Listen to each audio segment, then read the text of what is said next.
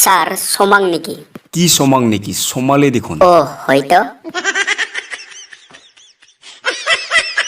আচ্ছা, তোমাৰ নাম কি? Sir mister Gopil. Mister Gopil, এতিয়া আৰু কিবা নাম হ'ল নেকি?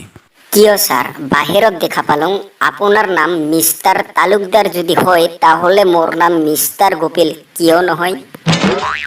আচ্ছা গোপিল, একটা টেবুলত যদি 5টা মাখি থাকে, তাৰে যদি তই একটা মাখি মাৰি পেলাই, তাহলে টেবুলত কয়টা মাখি থাকিব?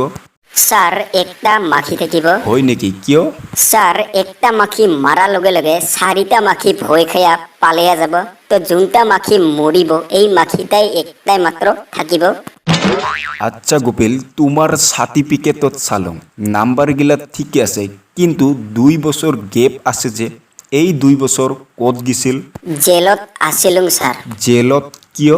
স্যাৰ একজন মানুহ 1 ঘন্টা ইন্টাৰভিউ লোৱাৰ পিছতহে মোক কয় যে তোক চাকৰি দিবা নহ'ব, যাৰ কাৰণে ওই মানুহ মাৰিয়া পেলালং।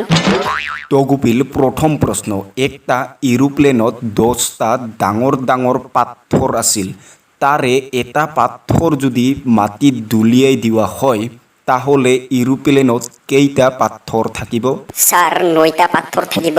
2 নম্বৰ প্ৰশ্ন, একটা হাতীক যদি আমি ফ্ৰিজৰ তলত ভৰাব লগা হয়, তাহলে কি 3টা কাম কৰিব লাগিব? স্যাৰ ফাৰ্স্টত ফ্ৰিজৰ দৰজা খুলাবা লাগিব, সেকেন্ডত হাতীক ভৰাবা লাগিব, আৰু থাৰ্ডত ফ্ৰিজৰ দৰজা বন্ধ কৰিব লাগিব। 3 নম্বৰ প্ৰশ্ন, এইবাৰ যদি একটা হৰিণক ফ্ৰিজৰ তলত ভৰাব লগা হয়, তাহলে কি 4টা কাম কৰিব লাগিব? স্যাৰ ফাৰ্স্টত ফ্ৰিজৰ দৰজা খুলাবা লাগিব, সেকেন্ডত হাতীক ওলাবা লাগিব, থাৰ্ডত ফ্ৰিজত হৰিণক ভৰাব লাগিব, আৰু 4 নম্বৰত ফ্ৰিজৰ দৰজাখন বন্ধ কৰিব লাগিব। 4 নম্বৰ প্ৰশ্ন, বনৰ ৰজা সিংহৰ জন্মদিন হ'ল, এই জন্মদিনত জংঘলৰ প্ৰতিটো জীৱ জন্তুৱে আহিল, কিন্তু এটা জীৱ নাহিল, তো কোনটো জীৱ নাহিল?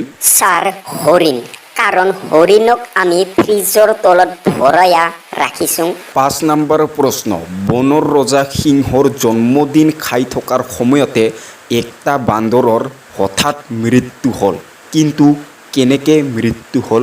স্যাৰ এইটা নাজানো। মূৰ্খ, এৰোপ্লেনৰ পৰা যিটো ডাঙৰ পাথৰ এটা দলিয়াই দিয়া হৈছিল, এই পাথৰটো লাগি বান্দৰ মৰি গেল। আচ্ছা গোপিল, তুমি কল্পনা কৰ যে তুমি একটা ডাঙৰ ঘৰত আছে আৰু সেই ঘৰত হঠাৎ জুই লাগি গেল, এতিয়া তুমি কি কৰিব? স্যাৰ কল্পনা কৰাটো বন্ধ কৰিব লাগিব।